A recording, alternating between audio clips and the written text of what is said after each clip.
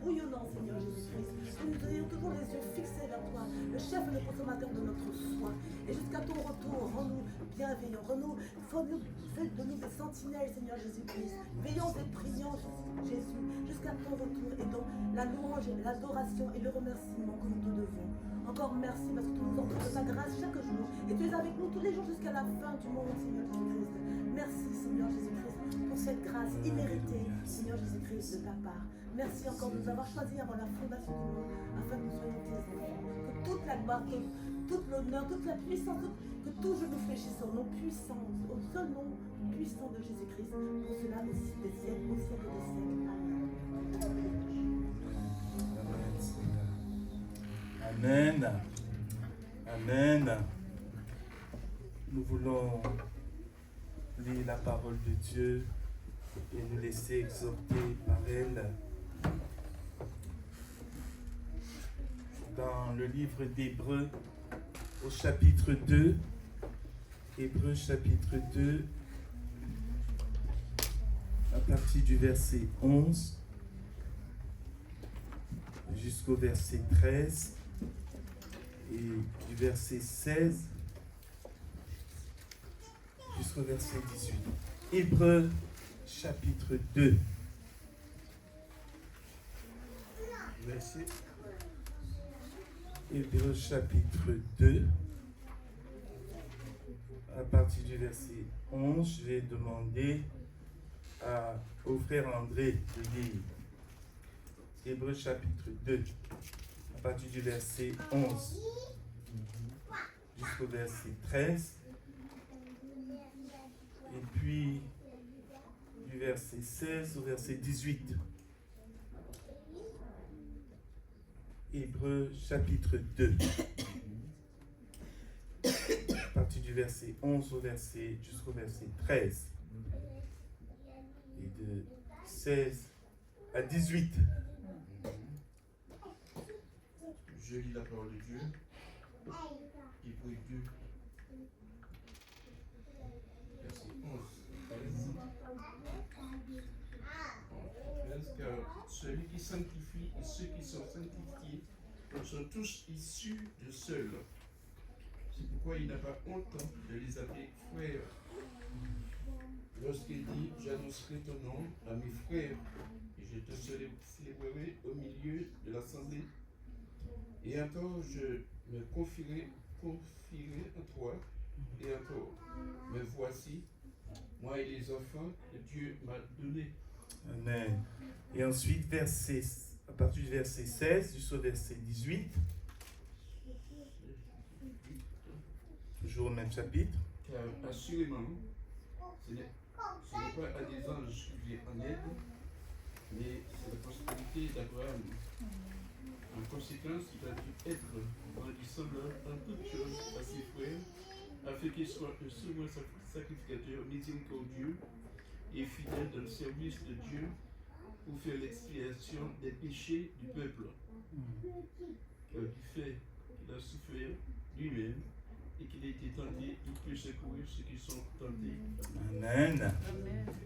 Père éternel, merci pour ta parole, qui est la révélation qui éclaire nos vies, qui est celle qui fait autorité en matière de foi et de spiritualité. Je veux te bénir pour cette parole qui est plus actuelle que jamais, pour ramener le cœur de l'homme et de la femme de l'égarement à la voie du salut et de la réconciliation avec Dieu au travers de l'œuvre que ton Fils Jésus-Christ a accompli à la croix. Seigneur, bénis ta parole ce matin et qu'elle soit une source de bénédiction pour chacun d'entre nous. Permets que cette parole, Seigneur, puisse parler à nos cœurs, puisse corriger nos âmes, puisse redresser ce qui est courbé dans nos vies et que nous puissions ressembler de plus en plus à ton Fils Jésus-Christ, notre Seigneur et Sauveur. Je loue ton nom. Merci pour la bonne présence de ton Saint-Esprit. Au nom de Jésus. Amen. Amen. Gloire à Dieu.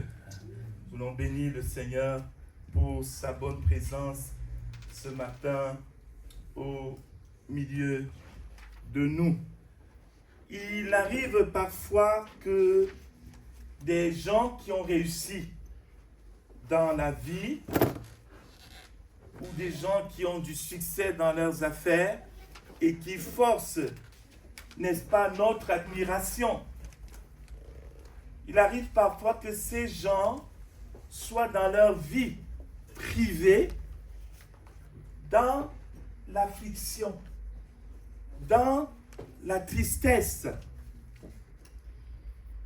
à cause d'un problème de famille, à cause peut-être d'un frère, à cause peut-être d'une sœur qu'ils trouvent indigne d'eux, un membre de famille pour lequel on a de la gêne, on a de l'embarras et on est même dans la honte. Et si vous arrivez d'interroger une telle personne qui a pourtant réussi brillamment, si vous arrivez de l'interroger pour savoir qu'est-ce qui s'est passé avec tel ou tel membre de famille, eh bien, cette personne sera dans l'embarras. Elle aura du mal à répondre. Imaginez un instant que vous ayez un membre de famille qui soit par exemple en prison ou qui ait un handicap dans sa vie. Des fois, on a du mal à en parler parce qu'au fond du cœur, il y a une gêne. Il y a peut-être même une honte qui est présente. Le texte que nous avons lu ce matin nous apporte une parole, je dirais, de consolation. Il nous dit quoi? Ce texte qui nous parle de Jésus. Il nous dit, c'est pourquoi Jésus n'a pas eu honte de les appeler frères.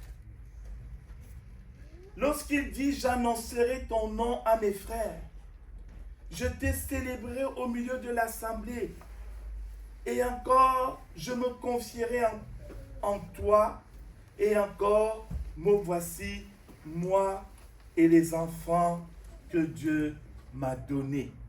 Jésus n'a pas honte de t'appeler son frère. Il n'a pas honte de t'appeler sa sœur. Quelle que soit la situation que tu pourrais vivre, que tu pourrais traverser, peut-être quelqu'un dans ta famille, peut-être quelqu'un que tu connais a honte de toi, est gêné et dans l'embarras. Peut-être que lorsqu'on te voit vivre, on peut considérer que tu es à côté de la plaque. Mais ce matin, la parole de Dieu nous dit que Jésus n'a pas honte de toi. Amen. Il te considère comme son frère, comme sa sœur. Tu peux dire à ton voisin, Jésus n'a pas honte de toi. Jésus n'a pas honte de toi. Amen. Jésus, le Fils de Dieu, n'a pas honte de toi, mon frère, ma sœur. Cette parole qui était destinée, c'est une parole qui était destinée initialement à des chrétiens d'origine juive qui vivaient dans les provinces de l'Empire romain. Et ces chrétiens vivaient des situations difficiles par rapport à leur foi, par rapport à leur engagement avec Christ. Ces chrétiens souffraient. Il est dit dans Hébreux au chapitre 10, à partir du verset 32, il est dit ceci, en parlant à ces chrétiens, souvenez-vous de ces premiers jours, où après avoir été éclairés, vous avez soutenu un grand combat au milieu des souffrances, d'une part exposés comme un spectacle aux opprobres et aux tribulations, et de l'autre, vous associant à ceux dont la position était la même. Ces croyants vivaient des situations d'humiliation à cause de leur engagement pour Jésus.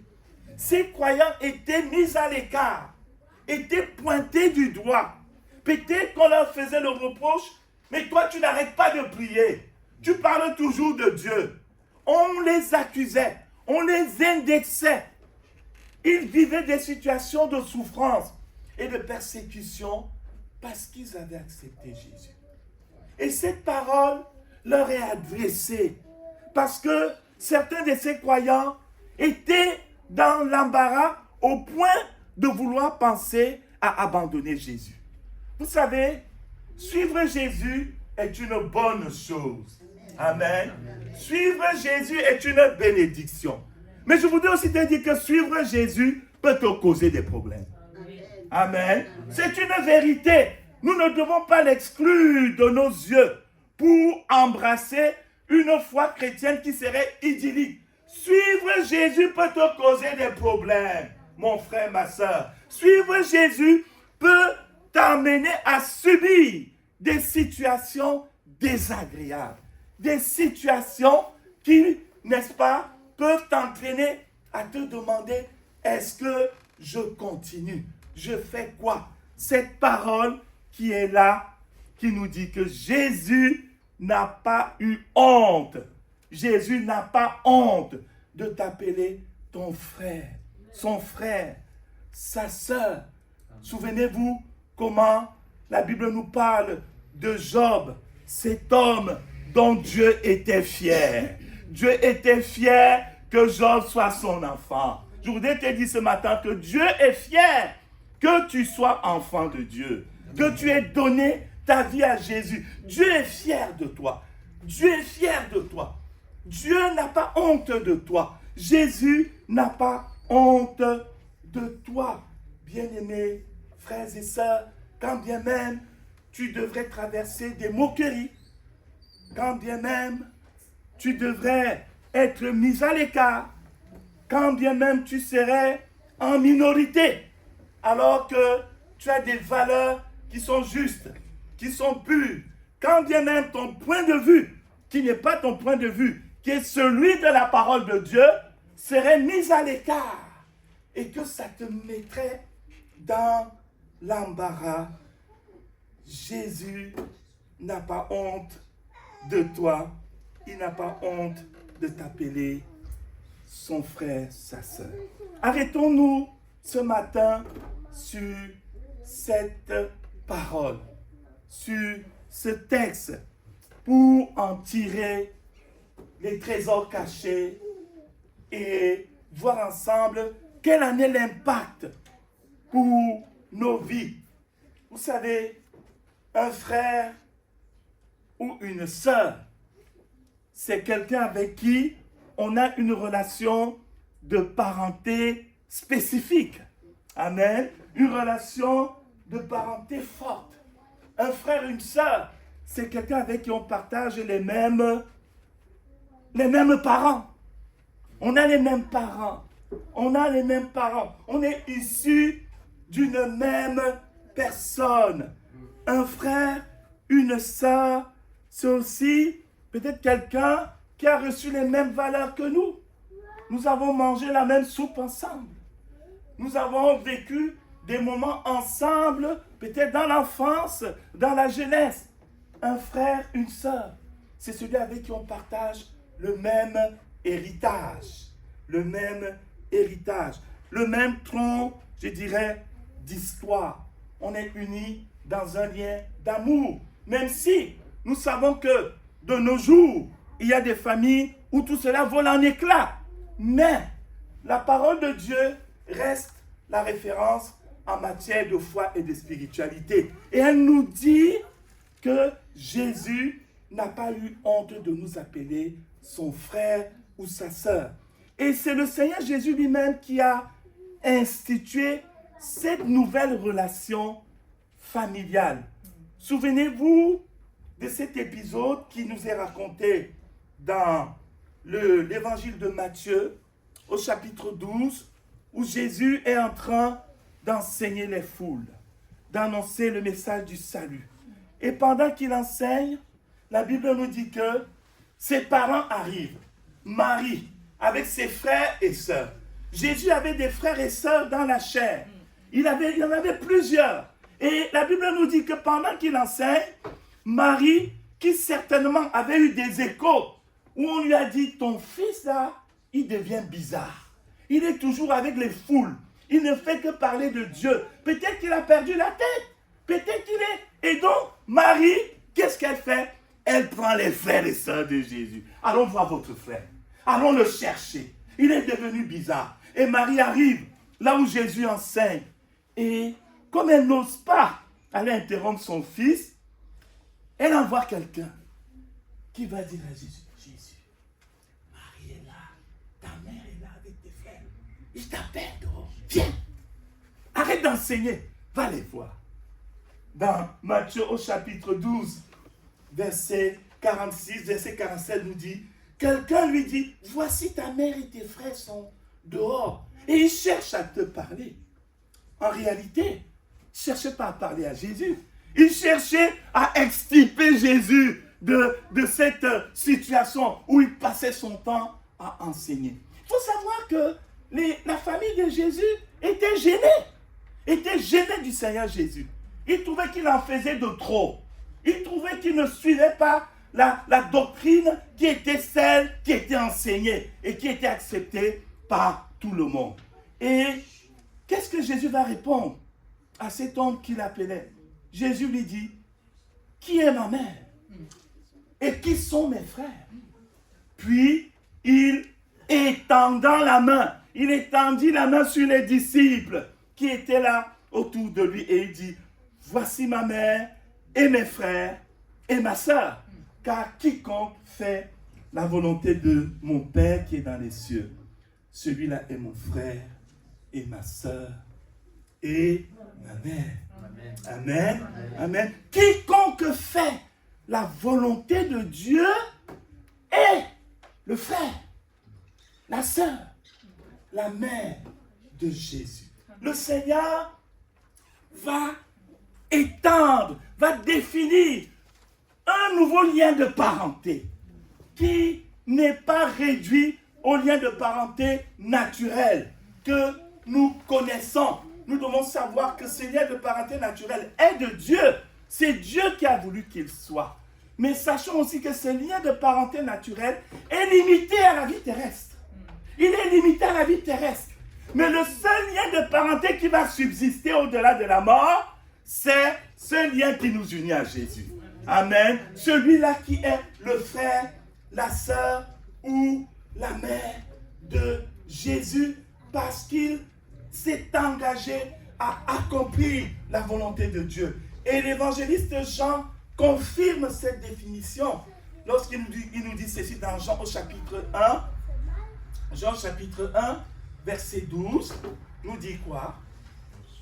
Mais à tous ceux qui l'ont reçu, à ceux qui croient en son nom, au nom de Jésus, qui est la parole de Dieu, la parole, elle a donné le pouvoir de devenir enfant de Dieu.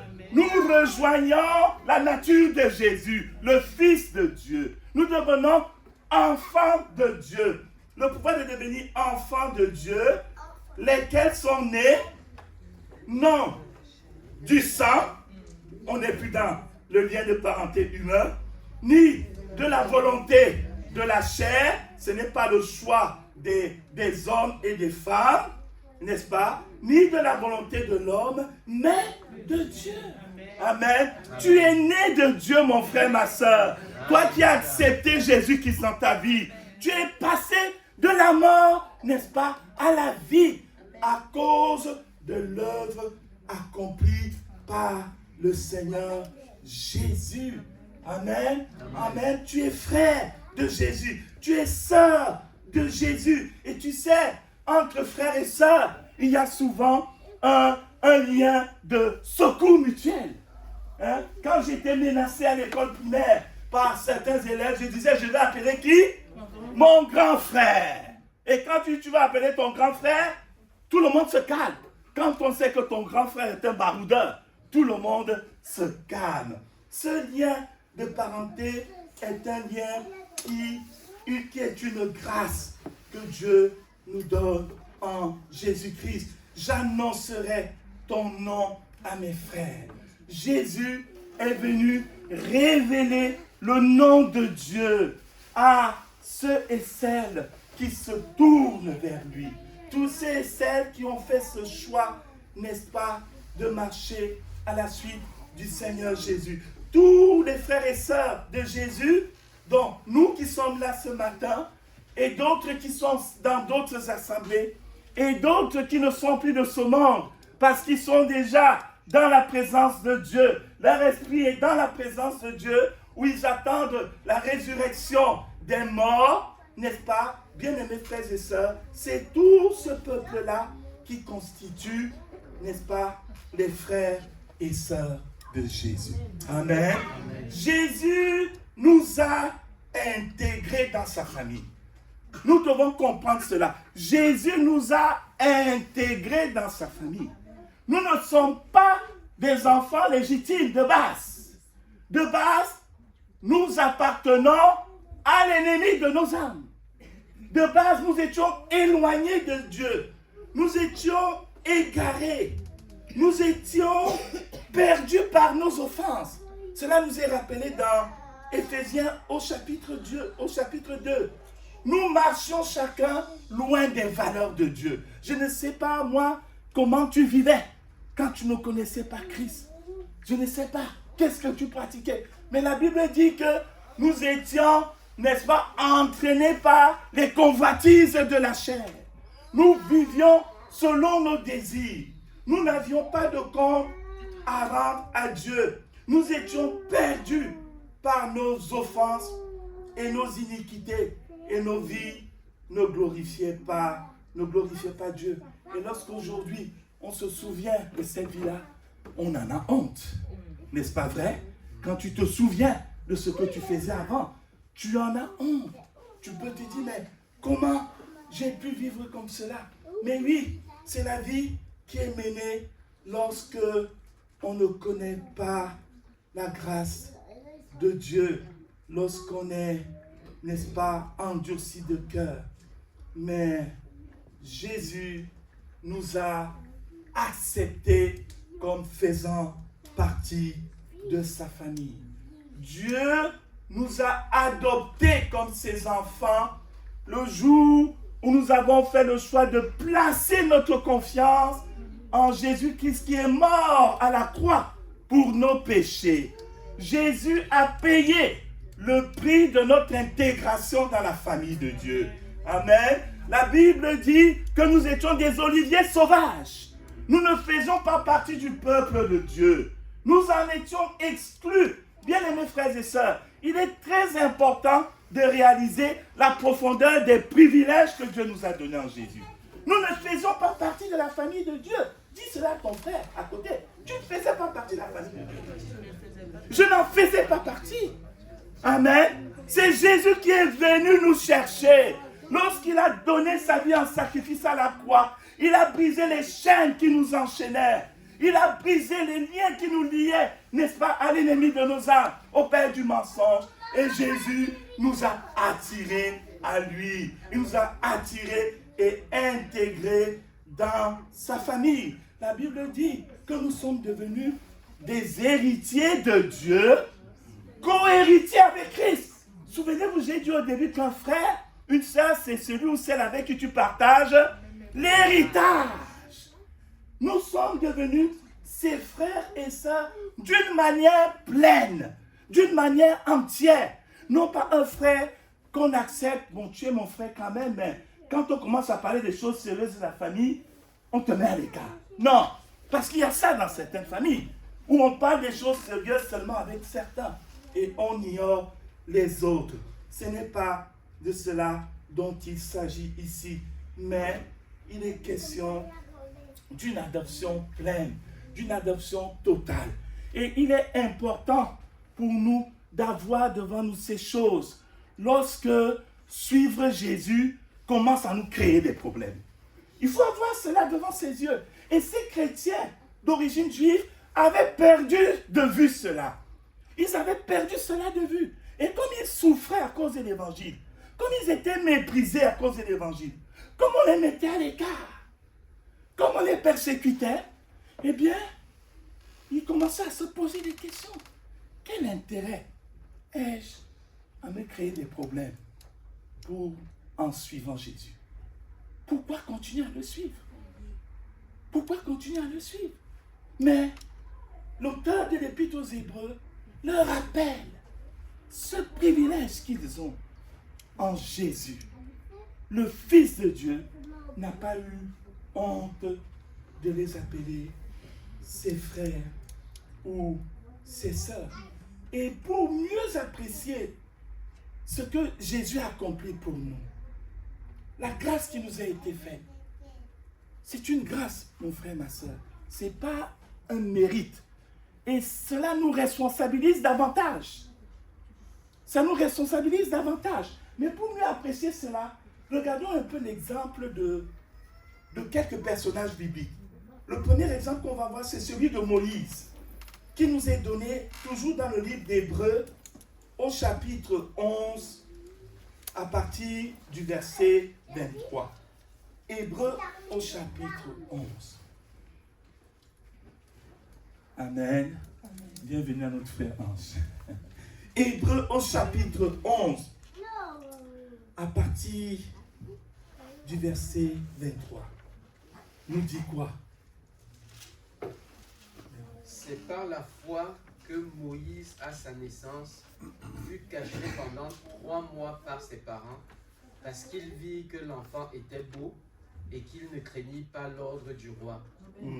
C'est par la foi que Moïse, devenu grand, refusa d'être appelé fils de la fille du Pharaon, aimant mieux être maltraité avec le peuple de Dieu que d'avoir pour un temps la jouissance du péché, regardant l'opprobre de Christ comme une richesse plus grande que les trésors de l'Égypte, car il avait les yeux fixés sur la rémunération. Amen. Amen. Amen. Ce passage nous parle de l'exemple de Moïse. Moïse qui, comme vous le savez, est né dans un contexte d'opposition, un contexte de persécution du peuple juif en Égypte. Et la Bible, en quelques phrases ici, résume en fait ce qu'a été la vie de Moïse de sa naissance jusqu'à la décision qu'il a prise de donner à sa vie l'orientation que Dieu voulait. Le passage nous dit d'abord que ce sont ses parents qui ont osé prendre une décision courageuse. Et pas seulement courageuse, la Bible déclare que c'était une décision de foi. Ils ont vu que l'enfant était beau. Et à cause de cela, ils ont refusé d'obéir à l'ordre du roi. Et c'était quoi cet ordre? C'était celui de tuer tous les premiers-nés, tous les enfants qui naissaient dans les familles juives. Comme quoi, ce projet macabre et diabolique ne date pas d'aujourd'hui. Les enfants de Moïse, les parents de Moïse ont vu qu'il était beau. Ils ont cru dans leur cœur que Dieu avait un autre plan que la mort pour cet enfant. Et ils ont décidé, n'est-ce pas, de l'épargner et de le mettre dans cette corbeille qui allait se trouver dans les eaux du Nil. Ça ne semblait pas être un choix, je dirais. Vous les mères, tu mettrais ton enfant dans une corbeille et tu le placerais sur la scène en espérant que quoi? Tu le ferais pour Élie? Ah, aucune mère, aucun parent n'oserait le faire. Et pourtant, c'est ce qu'ils ont fait, les parents de Moïse. Parce que dans leur cœur, ils disaient, oui, Dieu, tu es capable de conduire cette corbeille à bon port. Alléluia. Lorsque nous faisons des choix pour Dieu, qui nous paraissent osées, mais quand nous le faisons pour la gloire de Dieu, Dieu veille à ce que son nom soit glorifié. Amen. Et c'est ce qu'il va faire. Cette corbeille va arriver à bon port. Elle va être recueillie par la fille de Pharaon, roi d'Égypte, qui va donc prendre cet enfant et le considérer comme son fils.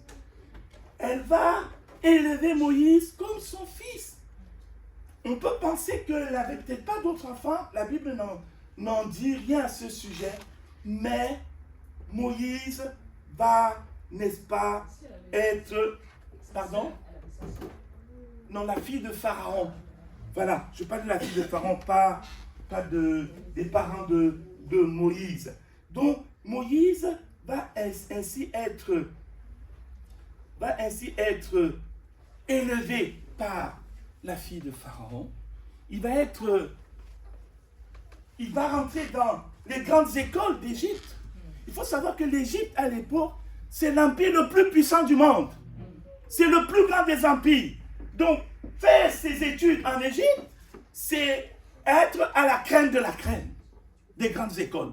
Donc, Moïse va être enseigné dans ces grandes écoles. Moïse va devenir un homme puissant en parole et en œuvre. C'est ce que la parole de Dieu dit. Dans Actes au chapitre 7, verset 22. C'est Étienne, le premier martyr, qui le dit lorsqu'il s'adresse, n'est-ce pas, à cet auditoire, n'est-ce pas, constitué de chefs religieux juifs et de tous ces juifs qui étaient là, qui voulaient le lapider. Il dit que Moïse a été un homme puissant en parole et en œuvre. Moïse était devenu non pas seulement le chouchou de la fille de Pharaon, mais le chouchou de Pharaon lui-même. Le chouchou des armées d'Égypte. Moïse était destiné à une vie glorieuse sur terre. Je précise bien, sur terre. Il était destiné à une vie glorieuse sur terre. Mais qu'elle nous dit le verset 24? Il nous a dit que c'est par la foi que Moïse, devenu grand, fit quoi? Refusa.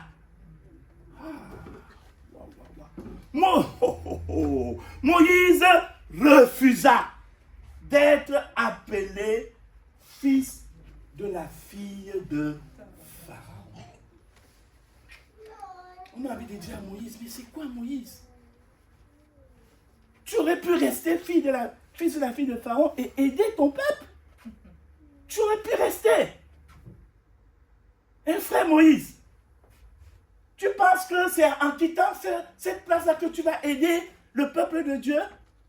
Les gens ont besoin que tu sois auprès du roi. Tu pourras, n'est-ce pas, obtenir des faveurs pour l'église. Vous savez, des fois, il y a des raisonnements comme ça. Hein? Des raisonnements qui sont charnels. La Bible nous dit que Moïse refusa cette identité-là. Identité de fils d'Égypte. Il la refusa. Aimant mieux être comment? Maltraité avec le peuple de Dieu. Israël et le peuple juif est en esclavage en Égypte. Moïse, fils de la fille de Pharaon, il refuse cette identité parce qu'il n'a pas honte du peuple de Dieu. Il n'a pas honte de son peuple. Moïse sait que ce peuple aujourd'hui est esclave, mais c'est un peuple qui a une destinée glorieuse en Jésus. Moïse va plus loin que les avantages du moment. Moïse va plus loin. La Bible dit qu'il va refuser. Il va préférer être maltraité avec le peuple de Dieu que d'avoir pour un temps la jouissance du péché. Parce que être fils de la fille de Pharaon ouvrait les portes à des multiples péchés. Partout où Moïse pouvait passer, il y avait un laissez-passer. Moïse, les filles d'Égypte étaient autour de lui comme il voulait. Moïse pouvait vivre la vie qu'il voulait. Mais la Bible dit que c'est une jouissance comment? Éphémère. Et qui mène à la mort. Qui mène à la mort. Moïse a regardé ça. Il a dit non. Non. Je préfère être avec les esclaves là, qui fabriquent les briques, qui souffrent chaque jour. Je préfère être avec eux. Je me reconnais en eux. J'appartiens à ce peuple.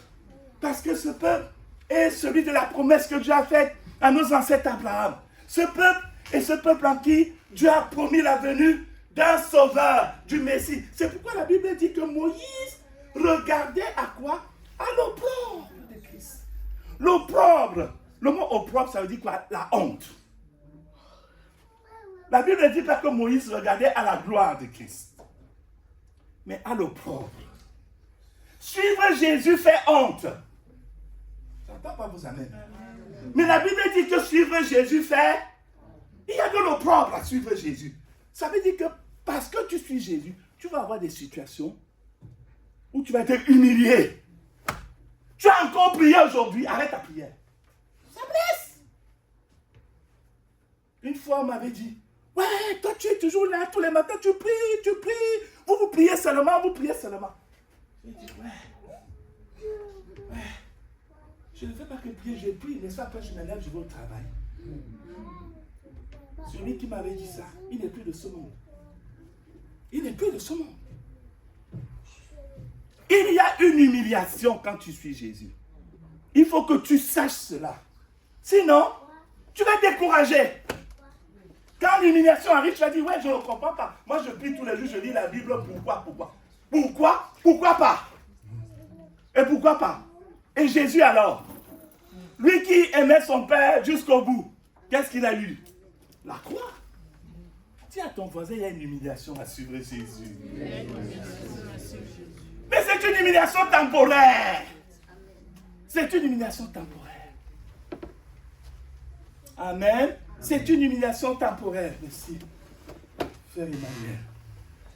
Frère de Jésus. Amen. Oui, il y a une humiliation à suivre Jésus. Et Moïse a évalué les choses. Il a préféré s'associer au peuple de Dieu. Il n'a pas eu honte du peuple de la promesse. Il a accepté l'opprobre de Christ comme une richesse. Quand tu subis une humiliation pour Jésus, sache que c'est une grâce. Amen. Amen. C'est une grâce quand tu souffres pour Jésus. C'est une grâce. Nous avons reçu la grâce non seulement de croire en lui, mais aussi de souffrir pour lui. Et frères et sœurs, il faut le reconnaître, lorsque la souffrance arrive, on rejette. On commence à prier au nom de Jésus, on chasse. Tu chasses quoi? Tu chasses quoi? Après tu vas être découragé, parce que ta prière ne sera pas exaucée. Seigneur, tu me fais la grâce de souffrir pour toi aujourd'hui. Aide-moi à supporter. Amen. Parce que tu es au contrôle. Aide-moi à supporter. Alléluia. Gloire à Dieu. Dieu veut que son peuple soit armé de la pensée de souffrir pour Jésus. Nous devons être armés de la pensée de souffrir pour Jésus. Nous ici, nous subissons une persécution que je considère comme subtile. Que dirons-nous des bien-aimés qui sont persécutés d'une manière visible et violente? Violente. On vient, on brûle l'église. On vient, on vous tabasse.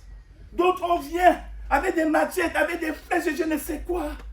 Comment ferions-nous si nous étions confrontés à ce genre de choses? Que savons-nous de ce qui nous est réservé demain?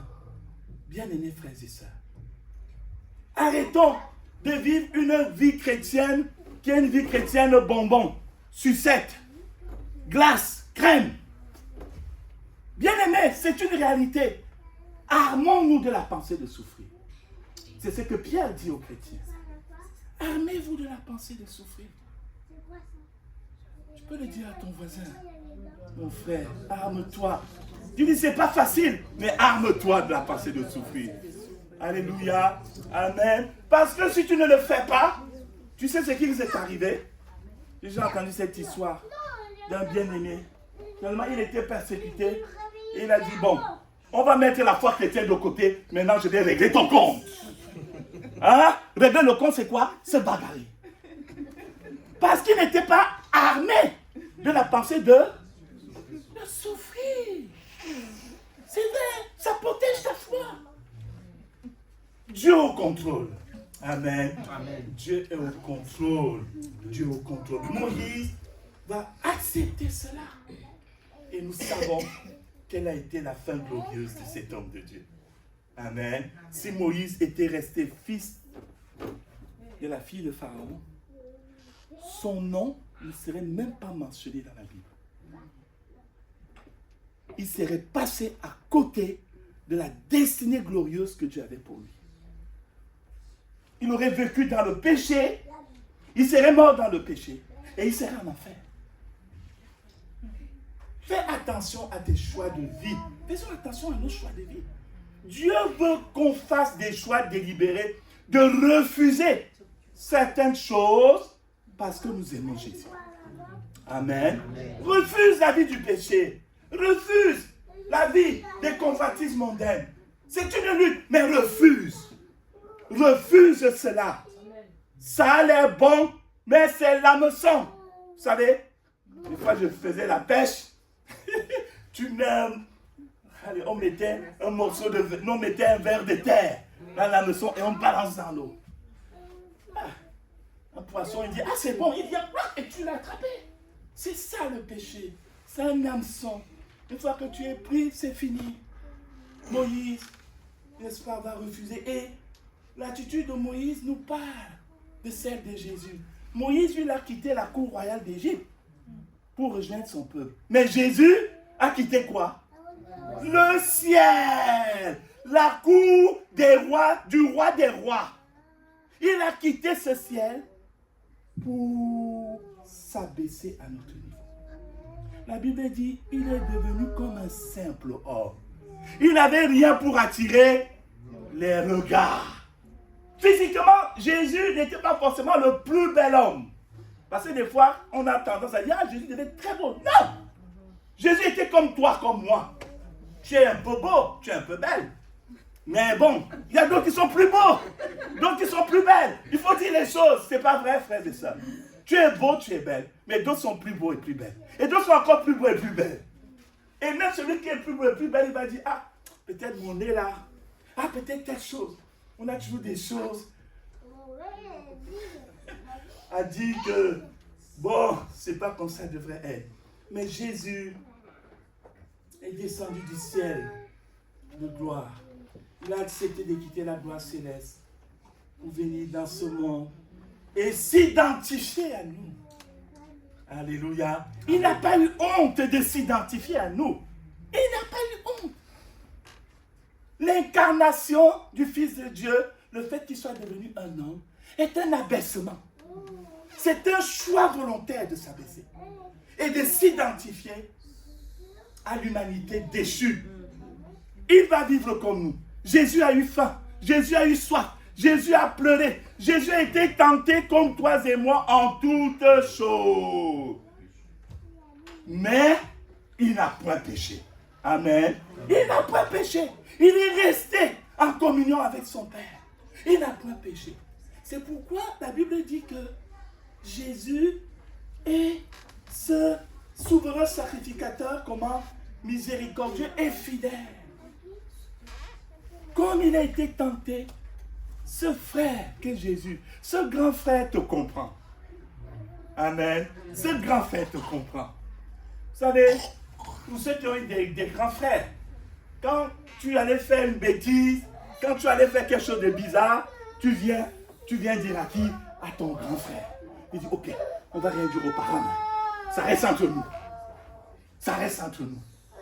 Jésus a pris sur lui nos fautes, nos manquements. Et il a dit à Dieu son Père, je prends sur moi le châtiment qui leur revient. Je prends sur moi la peine, la juste peine qu'il mérite.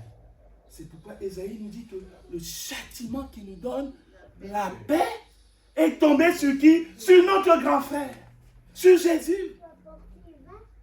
Le châtiment est tombé sur lui. Nous avons aussi un autre exemple. Ah oui, le temps passe. C'est l'exemple de Joseph. Je ne vais pas beaucoup m'attarder dessus, mais je veux quand même dire un mot. Joseph qui a été vendu par ses frères.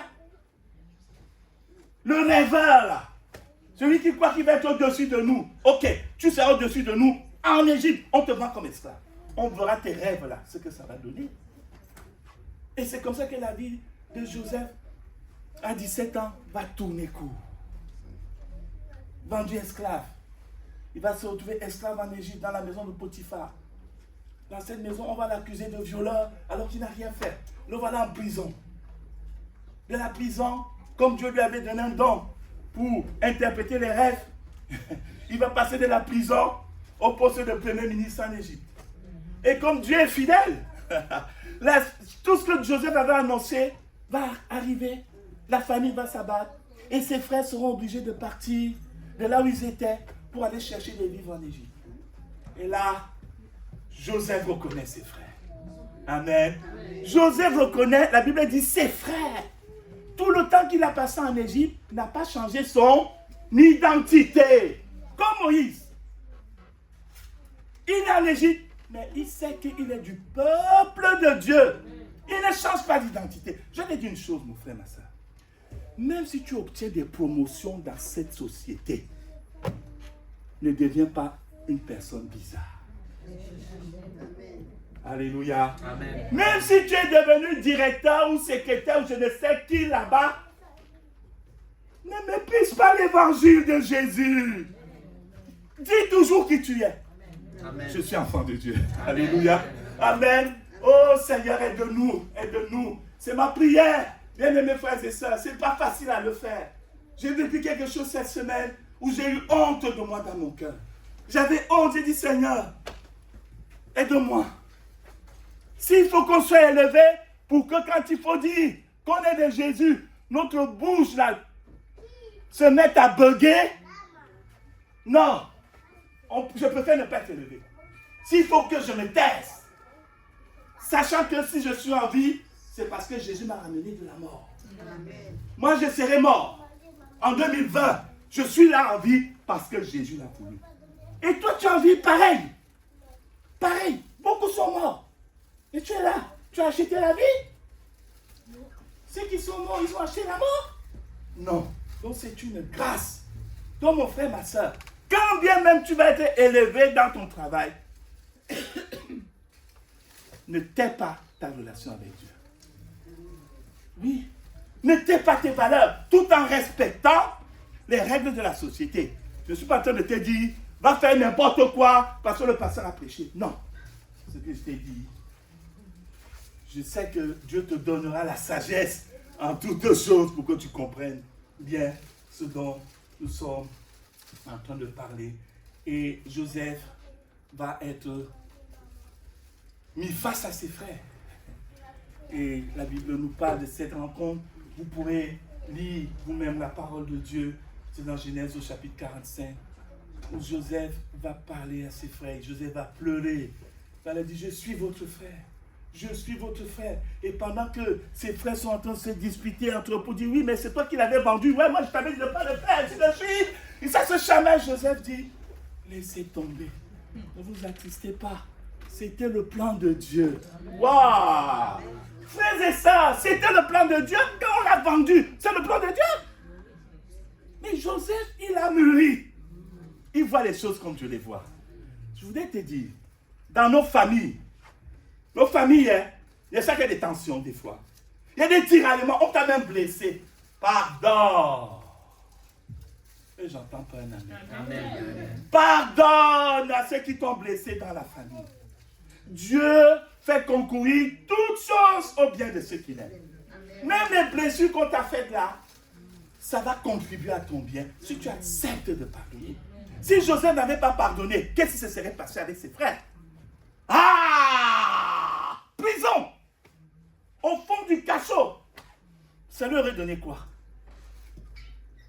Ça donne quoi? Mais là, miséricorde. Il pardonne. Il les relève. Que Dieu soit loué pour sa grâce. Frères et sœurs, Jésus n'a pas honte de toi. Et toi alors, est-ce que tu as honte de Jésus? Oui, c'est vrai, on dit très vite non. Est-ce que tu as honte de Jésus? Nous devons examiner ces choses, frères et sœurs. Tu peux dire, je n'ai pas honte de Jésus parce que tu n'as pas d'occasion pour avoir honte de lui. Mais si tu es confronté à une situation où tu vois que, si je dis Jésus, on va me dire quoi?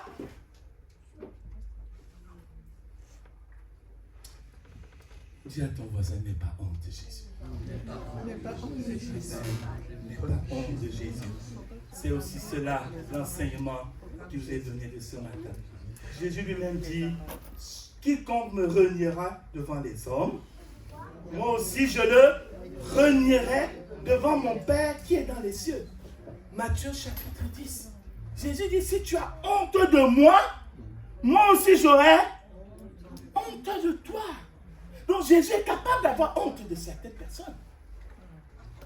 Si par ta vie tu renies Jésus, si par ma vie je renie Jésus, certains bien-aimés frères et sœurs renient Jésus par leur vie. Il faut savoir cela. Il faut dire les choses. Si ma vie déshonore le Seigneur, il ne faut pas croire que Jésus applaudit parce que tu le déshonores, que je le déshonore. Non. Ne renie pas Jésus par ta vie.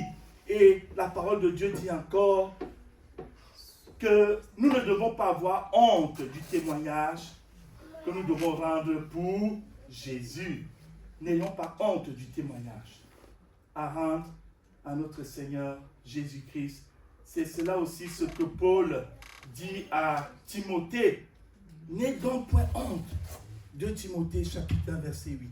N'aie donc point honte du témoignage à rendre à notre Seigneur. N'aie donc point honte du témoignage que tu dois rendre pour Jésus. N'aie point honte du témoignage que tu dois rendre pour Jésus. Dis-le à ton voisin. N'aie point honte du témoignage. Amen. Amen. C'est pourquoi, bien-aimés frères et sœurs, lorsque nous organisons des sorties témoignages, tu es où? Il faut qu'on soit concret. Lorsqu'on va dire, l'église va dire, on a sorti témoignage. Ne dis pas non, moi j'ai un autre programme pasteur, j'ai ceci. Mais 365 jours, dis-moi quand tu as un programme pour témoigner. Frères et sœurs, il faut qu'on soit concret. N'aie point honte du témoignage. Peut-être tout seul, tu peux avoir de la difficulté. Il faut dire les choses. Hein. Tout seul, des fois, on a du mal. Mais quand on a un groupe, Jésus a envoyé les disciples comment? 2 par 2. Pourquoi 2 par 2? Parce que quand vous êtes 2, vous êtes plus forts. Amen. Donc nous avons besoin de pratiquer ces choses, de sortir témoigner de l'évangile. Et on va le reprendre. On va le reprendre là. S'il vous plaît, au mois de mars, les sorties témoignages. Quand on va l'annoncer, rends-toi disponible. Rends-toi disponible. Ne dis pas non, j'ai un autre programme parce qu'en réalité, tu ne veux pas. Ou parce que dans ton cœur, tu es gêné. Nous devons dire ces choses simplement. Et quand il y a la gêne, il faut prier du Seigneur de moi. Là, j'ai du mal. Jésus ne nous en veut pas parce qu'on a du mal. Mais là où on peut, n'est-ce pas, se fourvoyer soi-même, c'est quand on ne reconnaît pas au fond de nos cœurs qu'on a du mal. N'aie donc point honte du témoignage à rendre à notre Seigneur Jésus. On va arrêter là ce matin, bien-aimés frères et sœurs. Alléluia. Jésus n'a pas honte de toi. Alléluia. Il nous l'a prouvé. Il t'aime. Tu es son frère. Tu es sa sœur. Tu comptes pour lui. Tu comptes pour Jésus. Amen. Tu es héritier de Dieu, co-héritier de Christ. Et toi en retour, n'aie pas honte de Jésus. N'aie pas honte de Jésus. Amen. Dis-le encore à ton voisin. Amen. Que Dieu te bénisse. On va prier ensemble. Oh, alléluia, Seigneur. Oh, alléluia. Est-ce qu'on peut ensemble se lever et élever la voix vers Dieu? Que chacun, n'est-ce pas, puisse se laisser examiner devant le Seigneur. Bénis Dieu déjà, parce que Jésus est notre frère, notre grand frère. Il n'a pas honte de nous, il nous aime. Il dit, tu es sa sœur, je suis son frère. Bénis le